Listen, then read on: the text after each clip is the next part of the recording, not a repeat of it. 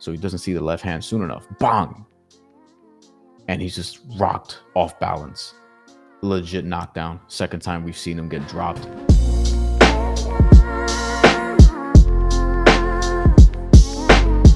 I think the boxing on Friday and Saturday was so bad that I'm not sure we could say this saved the weekend. But damn it, this was close. What a fight. Naoya Inoue and Ramon Cardenas was one of the best fights that we've seen so far this year. To me, we just got the fight of the year in Chris Eubank Jr. and Conor Benn. This one now is right up there too.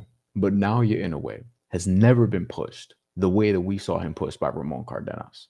Let's actually pull up some highlights that Top Rank posted on Twitter. Hopefully I don't get flagged for this shit. So Inoue gets caught round 2 of their fight with a beautiful, beautiful left hand. Just watch. Boom. Oh my goodness. Inoue. Let's slow this down. Actually, I discovered we could do this. This might be too slow, but let's see. Inoue. Oh, this is good actually. Just steps into that left hook. I'm going to give Timothy Bradley credit as they were doing on the broadcast. One, also the broadcast was great. Joe Tessitore, Tim Bradley, and then at the end, Mark Kriegel, Bernardo Osuna. Everybody brought it. There's the other thing here. This is a mistake that Inoue makes sometimes is he doesn't quite cover up as effectively as you'd want. He got caught by Luis Neri, although in the Luis Neri fight, which I did a film study on also, in the Luis Neri fight, it didn't feel like Inoue was really in jeopardy of losing. This is the first time I've ever seen a Naoya Inoue fight. I've been watching this dude for years, like before the World Boxing Super Series. Because obviously, if you're locked into the sport, like you've heard about Inoue for a long time at this point, better part of a decade at least.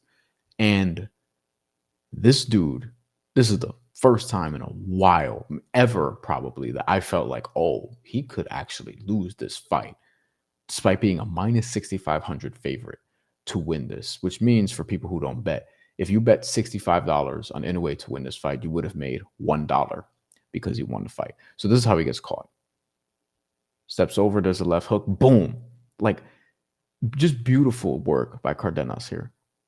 He gets low enough to evade that hook, and then the left hand just over the top, bang, right in the nose. Inoue was too close inside to see this coming, really. Like, where is he? His eyes are here. His eyes are over here, like facing in this direction because he was trying to get to his head. So he doesn't see the left hand soon enough. Bang! And he's just rocked off balance. Legit knockdown. Second time we've seen him get dropped. And I think that was a bigger knockdown. And he collected his bearings quick, but boy, this was no joke. This was absolutely no joke. But he responds. He gets up. They posted another camera angle of this. So here we go. We're going to mute that. We'll look at this in slow motion too. Not as slow. There's a jab.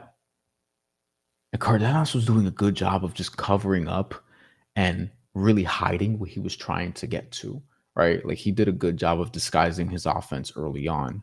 And some of these power shots were more powerful than people thought. So here he goes. He steps over. Bang! Like, you can't see this coming if you're Inoue.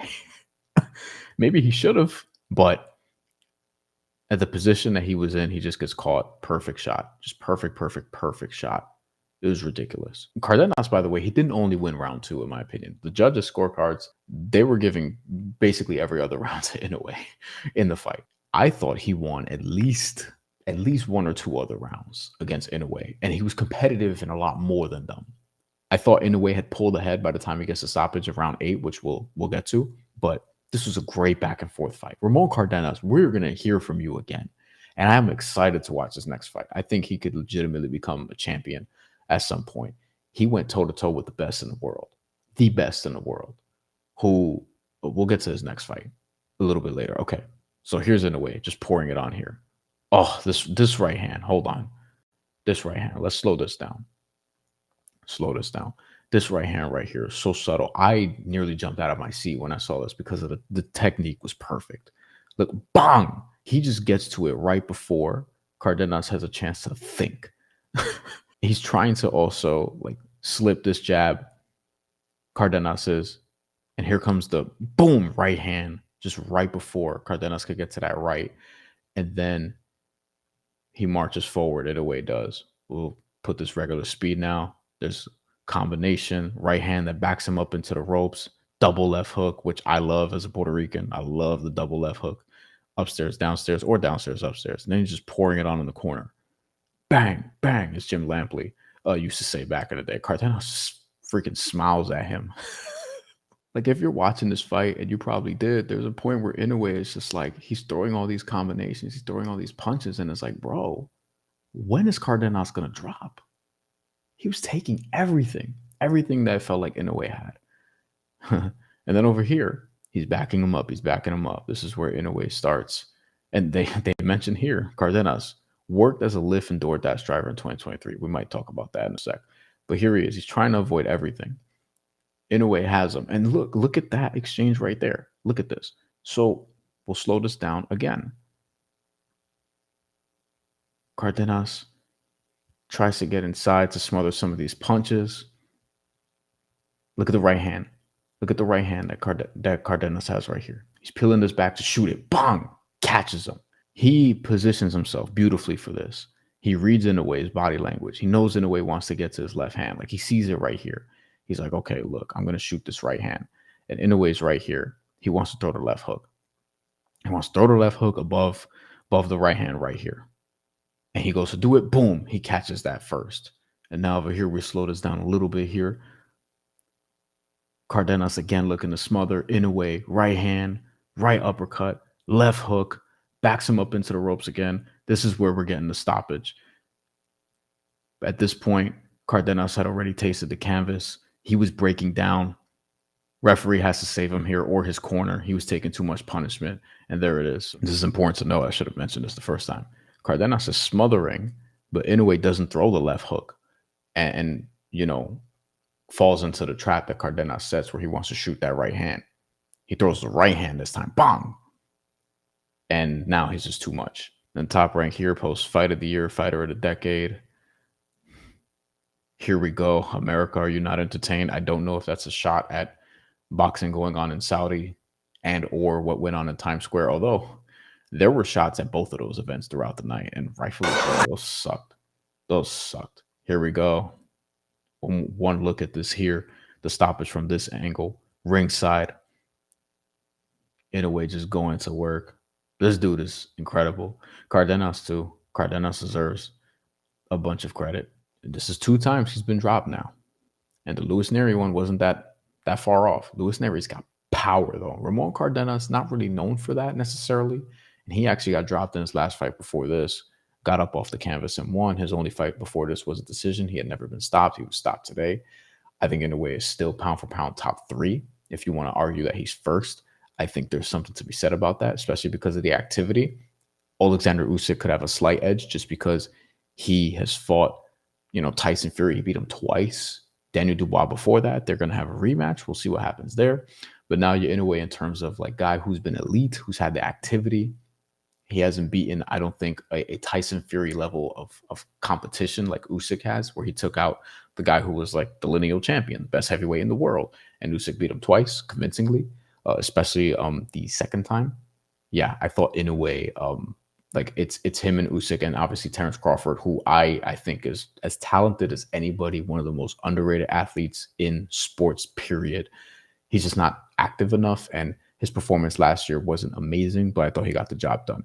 2023 against Errol Spence, coming away from that, I was like, bro, he's probably pound for pound number 1. Inoue obviously beat Stephen Fulton around the same time, so that's a discussion. Inoue is that dude. Ramon Cardenas. Let's pull up his box rec real quick because I want to show you guys something. Look at this. So he's 26-2 now. Box rec has bumped him down to 14, although their rankings are a little bit weird because it's very data driven, but we could talk about that another time. It's not relevant to this. So they had noted on the Top Rank broadcast, he was doing Lyft and DoorDash deliveries in 2023. He's from San Antonio, Texas. 2023, he is fighting dudes like Rafael Pedroza, second round knockout, 15-0 at the time that they fought. So going into this fight, September 15th, this was in San Antonio. Pedroza, A side apparently, 15-0. Ramon Cardenas, 22-1. 22-1. And then over here, you're talking about 3 more fights, and then he's fighting Inoue, making. I saw Sportskeeda posted $1 million. I don't know how well sourced that is. Maybe it's true. That would make sense. They reported that Inoue was getting 7 at least. Don't know what the numbers are, but I'm sure it's at least 6 figures. It's at least 6 figures that Cardenas is getting for this performance. But he was 22-1 doing Lyft and DoorDash deliveries. Someone who's been a pro from 2015. And it's a reminder that a lot of these dudes can't even have real training camps for a good portion of their career. Lou DiBella makes this point all the time that the majority of boxers are below the poverty line. They're making below the poverty line. They're not making a livable wage. We talk about how boxers make more than MMA fighters, quote unquote. And by and large, sure, more so at the top. A dude like Naoya Inoue is not making in MMA what he's making in boxing. But the majority of boxers, it's not the case. Like there's a big, enormous gap, and it's growing between haves and have-nots in this country, unfortunately.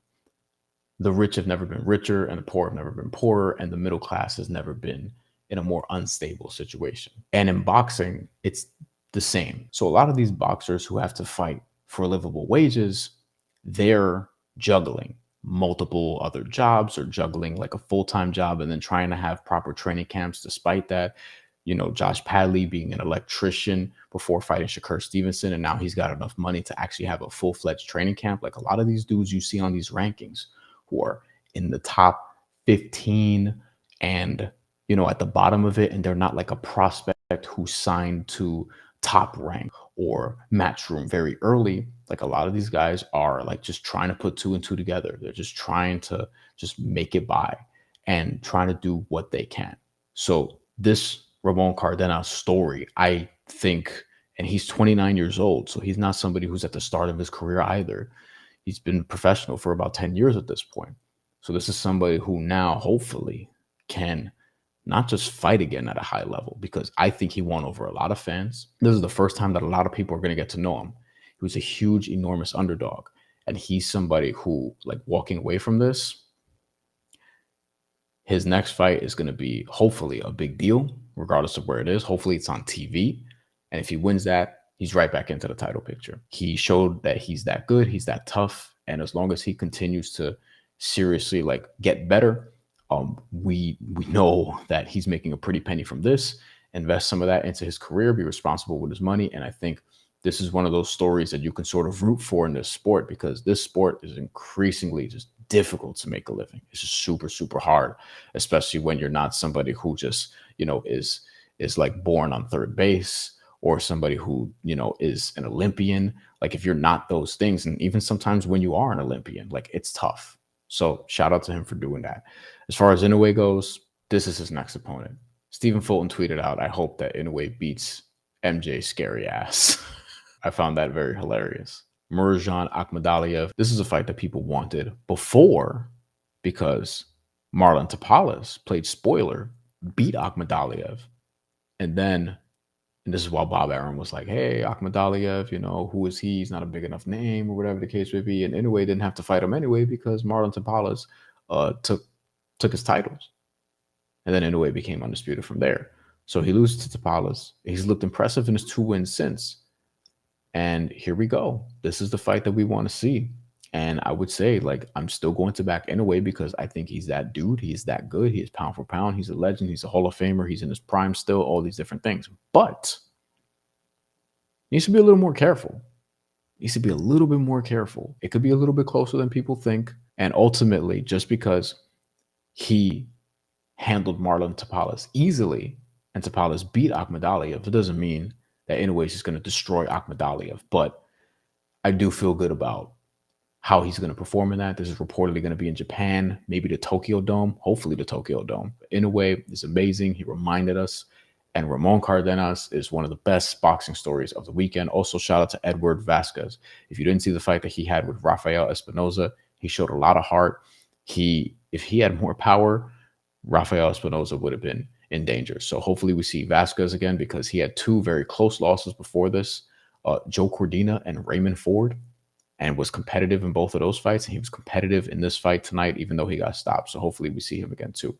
So boxing wasn't all bad this past weekend. It was rough. It was very, very rough. But Sunday, there's some things to look forward to. Rohan Polanco got a shutout also, and Emiliano Vargas got a stoppage as well. So we'll see what happens. There's going to be plenty to talk about, and in this channel, we're gonna talk about some of it, and we definitely got to get back to some NBA coverage. I've been busy doing Knicks watch-alongs at the New York Post YouTube account, but we're gonna do something NBA playoff related because now we're in round 2.